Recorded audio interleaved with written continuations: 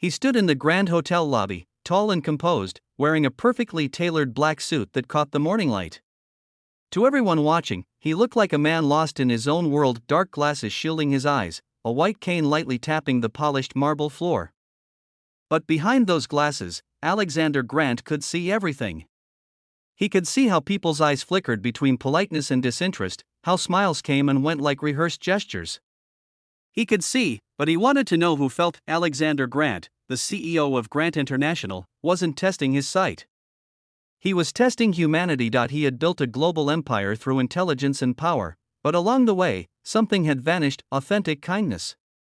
Everywhere he went, people bowed, smiled, and served him, but none of it was real.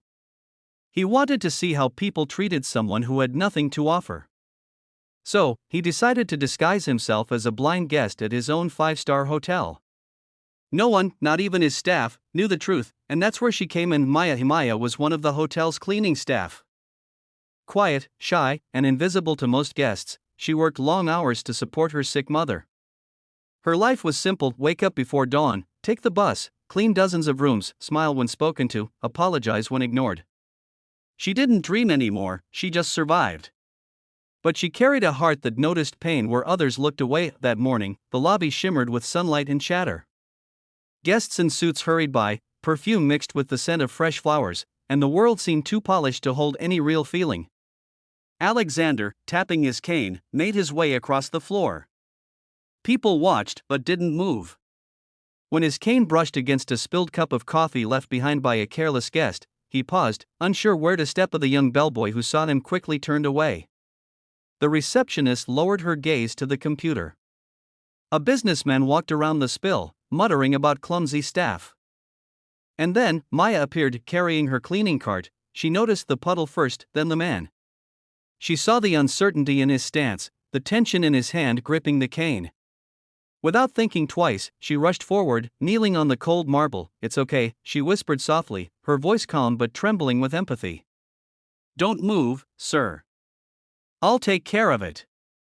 Her hands moved quickly, wiping the floor clean, collecting scattered papers, adjusting his suitcase so it wouldn't tip. Alexander heard the warmth in her tone: no pity, no pretense, just care. When his cane wobbled, he instinctively reached out, and she took his hand to steady him.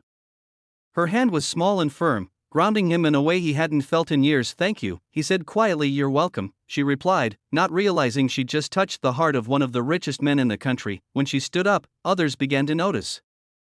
The receptionist pretended to smile. A manager walked by, finally offering a polite, "Is everything all right, sir?"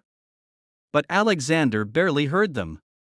All he could think about was the shy maid who had knelt to help when no one else had. The next day, he asked the front desk to send her to his suite.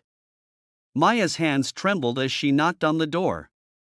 She thought she had done something wrong. "Come in," his deep voice called. She entered cautiously, eyes downcast. "Sir, you asked for me?" "Yes," he said, standing by the window, still wearing his dark glasses. "I wanted to thank you for yesterday. You helped me when no one else did." "It was nothing," she murmured. "I just did my job." He tilted his head slightly. "No, you didn't. Most people only help when someone's watching. You helped because it was right." She didn't know how to respond.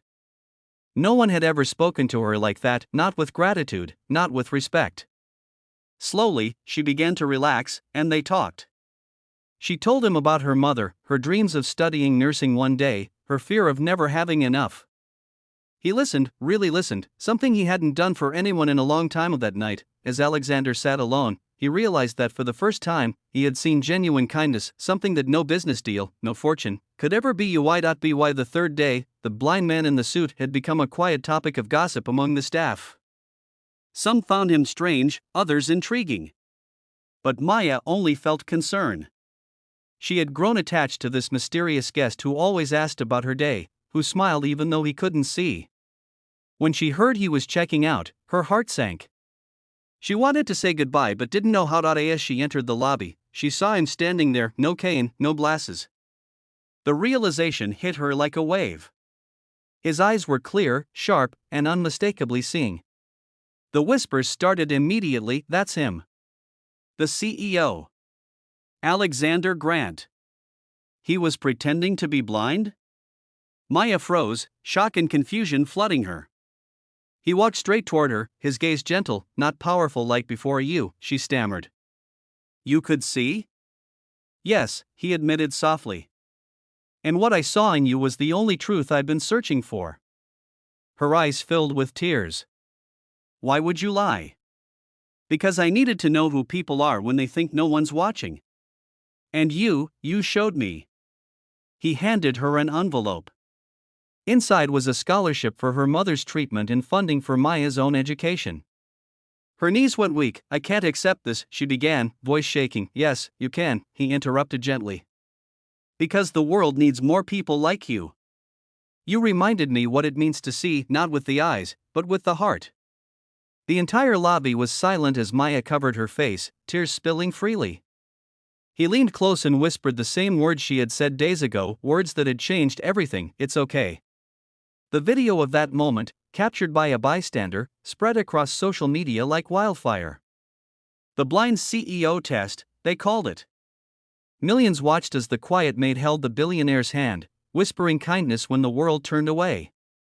But what the cameras didn't show was what came after: the letters he sent her every month, the friendship that grew into a deep, mutual respect, and the quiet moments where two souls, worlds apart, finally saw each other clearly. Alexander Grant no longer needed to pretend to be blind. He had already seen the truth that the greatest wealth is kindness, and sometimes, the smallest voice whispers the loudest truth.